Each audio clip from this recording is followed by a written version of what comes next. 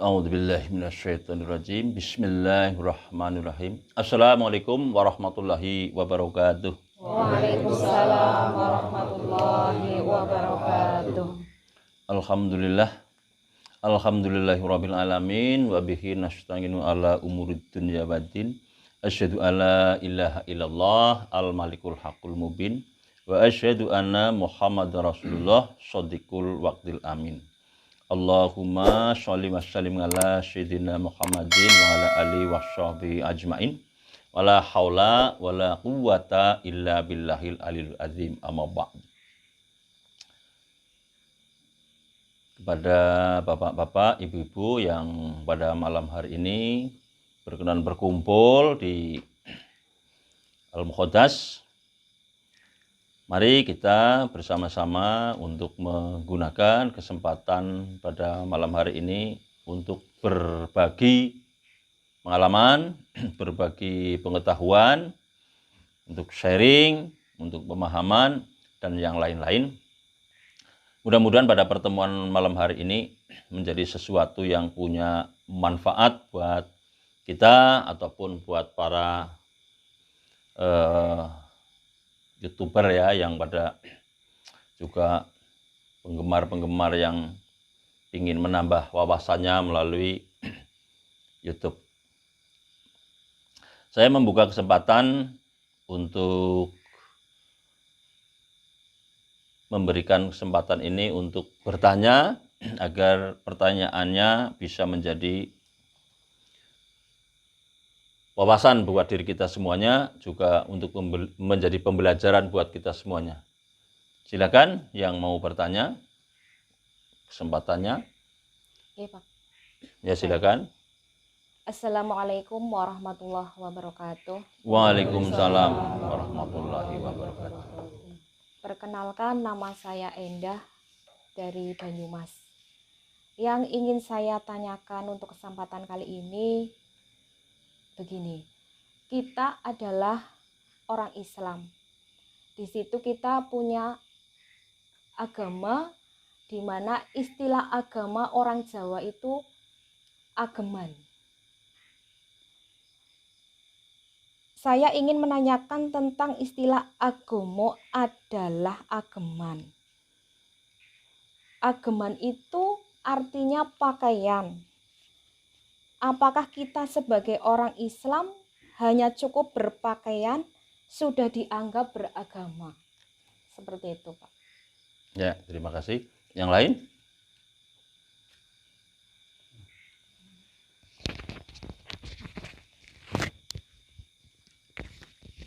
Saya ikut melanjutkan pertanyaan, Pak. Ya, siap. Assalamualaikum warahmatullahi wabarakatuh. Waalaikumsalam warahmatullahi wabarakatuh. Saya mau bertanya nih, Pak, untuk saya sebagai orang Islam atau yang beragama Islam. Ini saya tanyakan, ini apakah saya sebagai orang Islam itu ada ketentuan bahwa saya harus bersyahadat, kemudian melakukan puasa, melakukan zakat, kemudian sampai dengan haji, kemudian sholat itu juga. Nah, ini apakah itu hanya sebagai aturan saja atau sebagai peraturan saja, atau punya makna-makna yang tertentu ataupun makna-makna yang tersirat di dalam ketentuan mengenai syahadat, sholat, zakat, kemudian puasa, kemudian haji. Nah, ini saya mohon untuk pencerahannya kepada Pak Ustadz mengenai hal tersebut. Terima kasih. Assalamualaikum warahmatullahi wabarakatuh. Waalaikumsalam warahmatullahi wabarakatuh. Boleh ditambah kalau ada yang mau tanya. Bu Siti mau bertanya, nggak apa-apa, silakan. Assalamualaikum warahmatullahi wabarakatuh. Waalaikumsalam warahmatullahi wabarakatuh. Perkenalkan, nama saya Siti Rofikoh dari Banjarnegara. Saya ingin bertanya, Pak, tentang sholat. Bagaimana sholat yang betul-betul, maksudnya sholat yang benar, maksudnya eh, maksudnya sholat tapi yang kadang dibilang katanya sholat tapi Wusul belum mungkin sholat. ya. Iya, iya betul Yang Pak. nyampe Iya, wusul. iya, iya betul Pak, yang gitu, yang benar-benar khusyuk lah kalau saya Khusyuk, khusyuk. oke. Iya, Itu aja. iya. Oke. Terima kasih Pak. Assalamualaikum warahmatullahi wabarakatuh. Waalaikumsalam warahmatullahi wabarakatuh. Sedikit-sedikit pertanyaan, tapi nanti penjelasannya nih panjang ya. Pertanyaan pertama dari Ibu Endah. Agomo iku ageman. Itu ada istilah Jawa menyampaikan istilah itu dari zamannya para wali dulu. Itu menyatakan dengan agomo iku ageman. Bahkan sebelum Islam masuk ke Nusantara ini sudah punya prinsip agomo ageming aji. Yang artinya jika seorang raja memeluk salah satu agama, maka rakyatnya juga akan mengikuti agama para pemimpinnya atau rajanya. Nah, sesungguhnya bagaimana? Apakah agomo iku ageman kalau sudah berpakaian dianggap sudah beragama? Tentunya penjelasannya itu tidak sesederhana seperti itu. Itu tidaklah salah ya. Agomo iku ageman, kita merujuk adanya satu hadis ya. Hadis artinya adalah ucapan yang diucapkan oleh Rasulullah.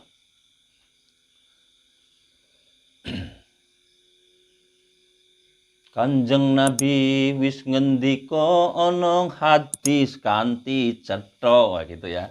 Jadi udah jelas nih. Kanjeng Nabi wis ngendika ana hadis kanthi cetha bahwa ada ad-din an-nasihah. Agama itu adalah nasihat. Gitu. Loh, pertanyaannya kan agama itu ageman. Tapi kenapa yang disampaikan dalam sebuah hadis ad-din an-nasihah. Agama itu adalah nasihat. Kata nasihah ini jadi perlu kita ketahui bahwa an-nishah berarti benang, an-nishah ya berarti benang, al-minshahah berarti jarum, an-nashih berarti penjahit. Ini sudah tak tulis. Jadi ada kata-kata yang melatar belakangi menjadi ad-din an-nasihah. Karena seorang penjahit itu adalah orang yang merangkai potongan-potongan kemudian disatukan menjadi sesuatu yang punya makna. Gitu. Yang akhirnya disebut dengan pakaian. Akhirnya itu bisa dipakai. Bahkan ada an-nasihah lillah. Nasihat itu juga harus disampaikan sampainya kepada Allah.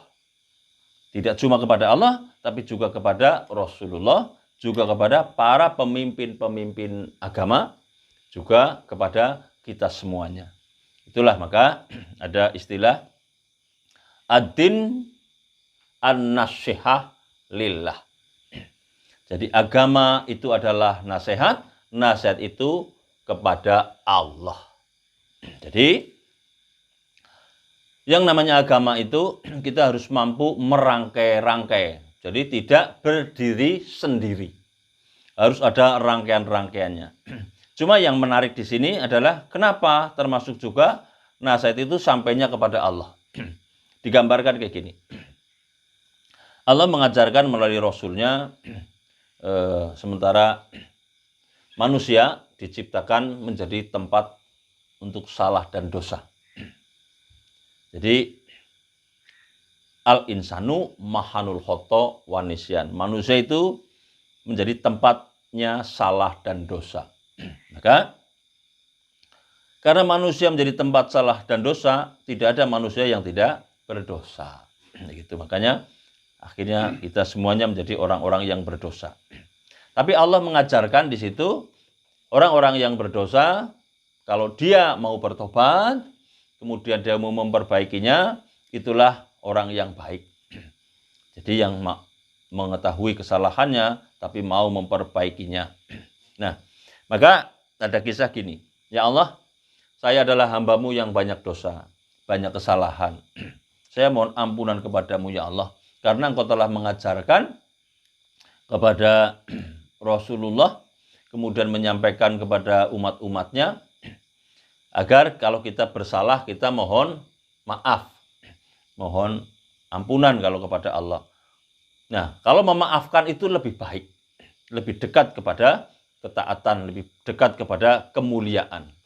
Untuk itu maka mohon kepada Allah agar demi kemuliaannya, demi keagungannya, maka agar Allah itu mengampuninya karena kemuliaan dan karena keagungannya. Maka di situ akhirnya seolah-olah kita menasehati kepada Allah. Maka di situ tidak salah kalau disebutkan bahwa agama itu ageman. Tapi harus mampu merangkai-rangkai semuanya itu. Itu seperti itu. Jadi masih sesuai. Hanya bahasanya Jawa. Itu bukan kejawen, tapi memang seperti itu. Jadi ada istilah agomo iku ageman. Jadi tidaklah salah. Terus karena merangkai-rangkai maka menyambung kepada pertanyaannya Bapak Carwan ini. Kenapa sih kita harus bersahadat? Kenapa harus sholat, harus zakat, harus puasa, harus haji? Apa itu hanya untuk dilakukan saja sebagai tugas saja? Apa sesungguhnya ada makna di balik itu semuanya? Kayak gitu mungkin ya Pak Wawan ya. Oke, gini. Sahadat. Kita kalau hanya membahas tentang sahadat, umpamanya gini.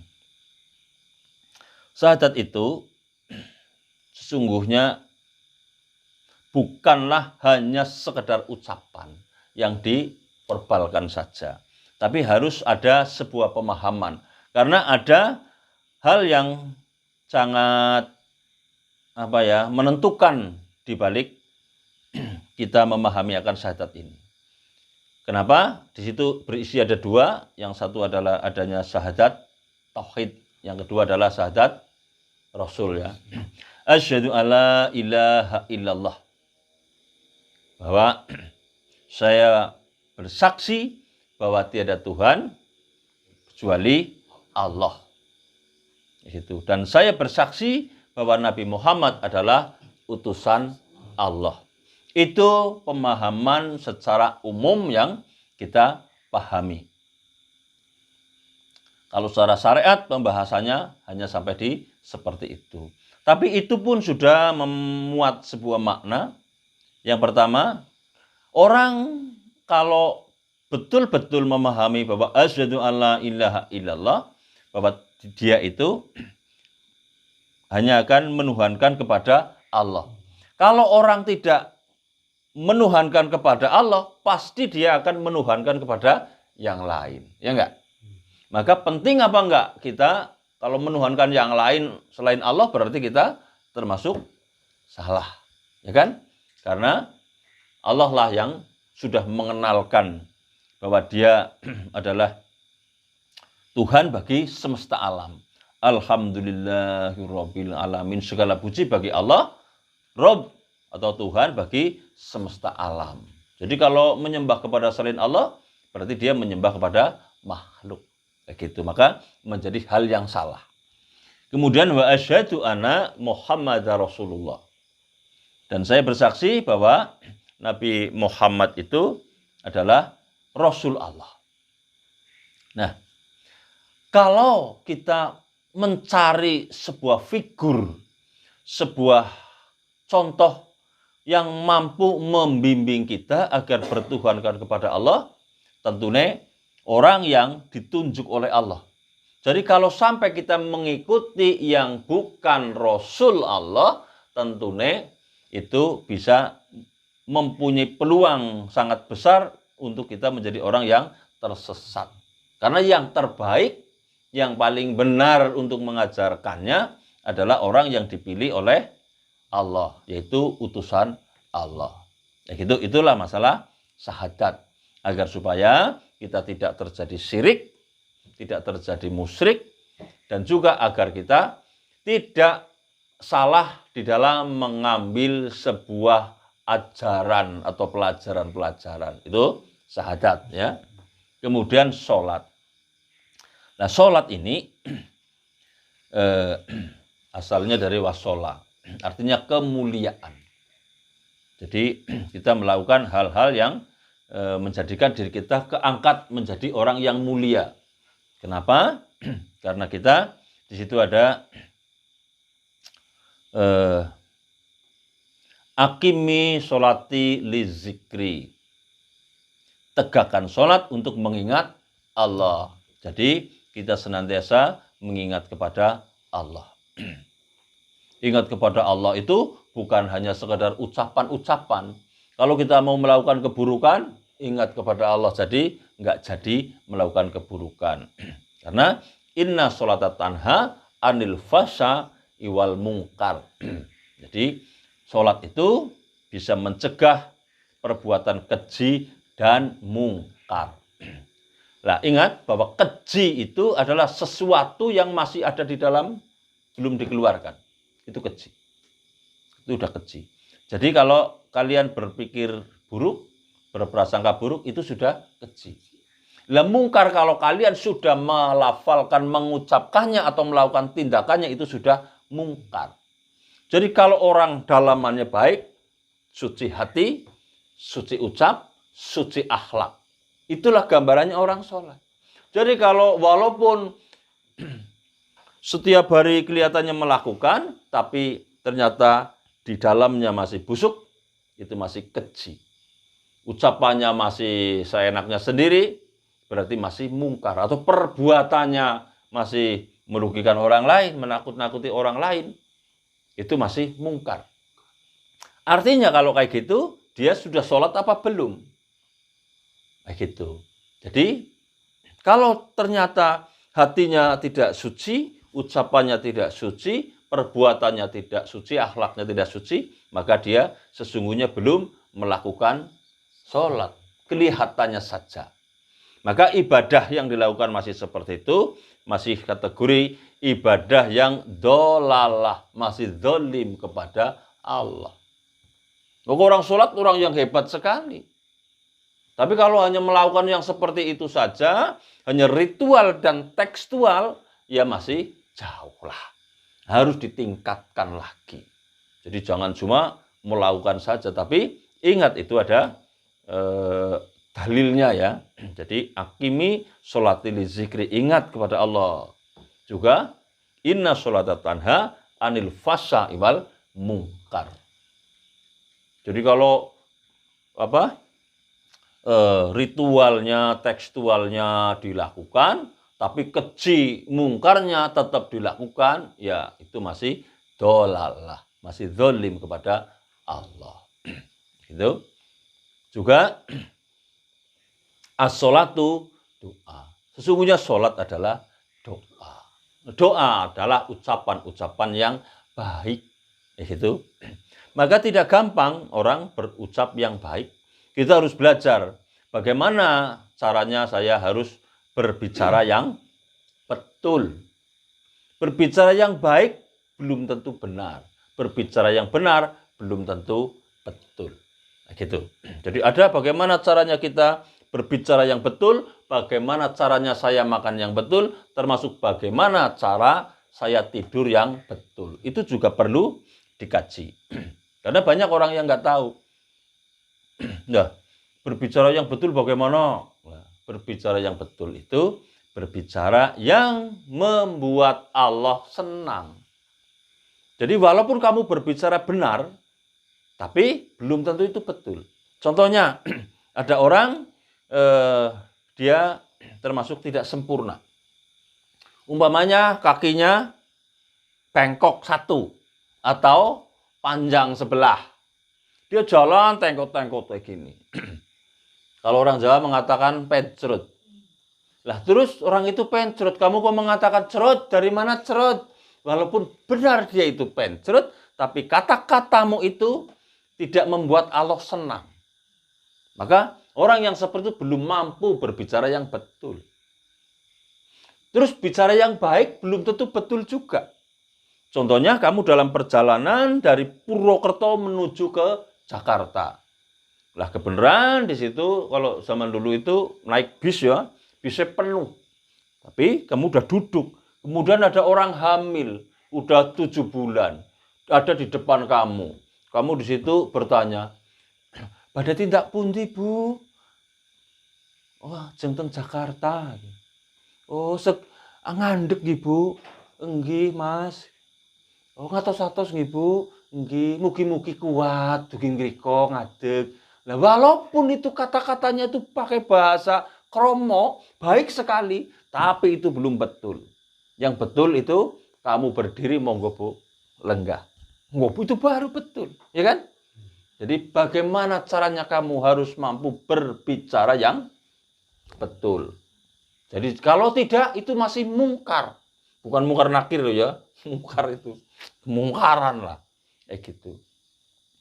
Termasuk juga makan. Makan. Bagaimana cara makan yang benar? Orang bilang ya saya cuci tangan dulu. Terus baca doa. Allahumma barik lana. Itu bukan seperti itu. Tapi makan yang betul itu, yang kamu makan harus yang halalan, yang toyiban. Bukan masalah walaupun itu kamu makan kambing, sate kambing, halal ya kan? Tapi kambingnya dari nyuri, ini tanggane, tetap itu tidak makan yang betul. Karena cara mendapatkannya juga harus yang halal dan yang baik. Itu baru halalan toyiban. Itu baru makannya yang betul. Termasuk tidur juga harus tidur yang betul. Tidur yang betul bagaimana? Ya saya cuci kaki dulu. Terus kemudian saya telentang. Atau miring. Atau tengkurap. Terus baca doa. Bukan seperti itu. Tapi orang yang mampu tidur dengan betul. Itu. Jadi tidur itu adalah saudaranya mati. Binnya sama dengan mati. Gitu. Maka kalau kamu mau tidur, ingat bahwa tidur itu temannya mati. Maka orang yang mau tidur dengan betul, itu harus pertama mohon maaf kepada Allah. Karena belum tahu hari esok. Dan kamu harus mampu memaafkan dirimu sendiri juga. Dan kamu harus memaafkan orang lain juga. Maka minta maaflah kepada Allah, kamu minta maaf juga atas dirimu, juga kamu minta maaf kepada yang ada di sebelahmu. Itu baru caranya tidur yang betul. Gitu. Ini termasuk akhlak ya, termasuk akhlak. Ini termasuk kaitan di dalam sholat lah ya, gitu. Gitu. Jadi sholat itu jangan kalian hanya memikirkan ritual dan tekstualnya saja, tapi juga kalian harus memikirkan adanya ibadah sosialnya dan ibadah spiritualnya. Gitu. Tidak semudah itu. Bahkan ada orang yang mengatakan, jika kamu dalam sholatmu belum tahu apa yang kamu tegakkan, belum tahu apa yang kamu rukuhkan, belum tahu apa yang kamu sujudkan, belum tahu apa yang kamu tunjuk, maka sesungguhnya kamu belum melakukan sholat yang betul. Karena apa? Karena itu belum mampu menjadi saksimu yang sholatnya itu. Tapi takutnya terlalu dalam.